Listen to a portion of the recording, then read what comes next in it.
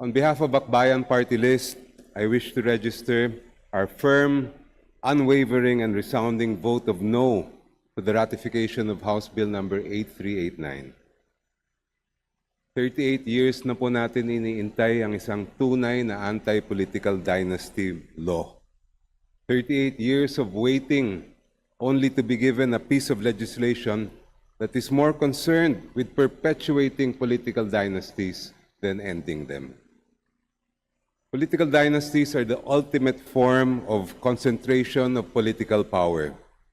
Ang tanong ko po, if House Bill 8389 is a genuine anti-political dynasty bill, bakit sa ilalim nitong panukala, pwede pa rin na sa isang pamilya may presidente, senador, congressperson, governor at mayor?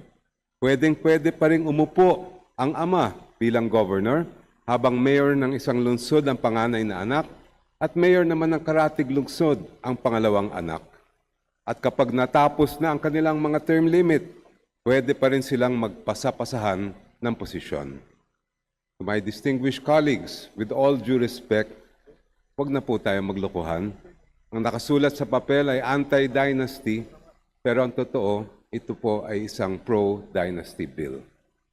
If one family can hold positions across multiple levels of government, that is still concentration of power. Kung sila ang nakaupo sa taas at sila pa rin ang nakaupo sa baba, pwede pa rin magkampihan, magtulungan at magprotektahan. Halos wala itong pinagkaiba sa nangyayari ngayon. Pwede pa rin magbaba ng kontrata at proyekto ang isang senador o congressman para sa kapatid niyang governor. Pwede pa rin gamitin ng isang governor ang Kapitolyo para harangin at ipitin ang kalaban ng anak niyang tumatakbong mayor. At pwede pa rin gamitin ng isang pangulo ang buong puwersa ng gobyerno para pagtakpan ang mga gawain na masama ng kanyang pinsan sa Kongreso. Furthermore, Mr. Speaker, there is one other glaring infirmity in this bill.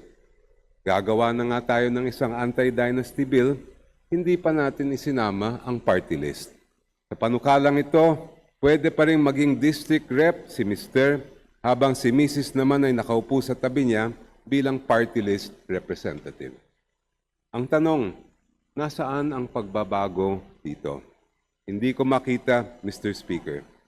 Ang mga nasa tuktok ng Tatsulok ay nananatiling nasa tuktok at tuloy pa rin ang kanilang ligaya. Dear colleagues, we cannot in conscience support a bill that goes against the spirit of our Constitution.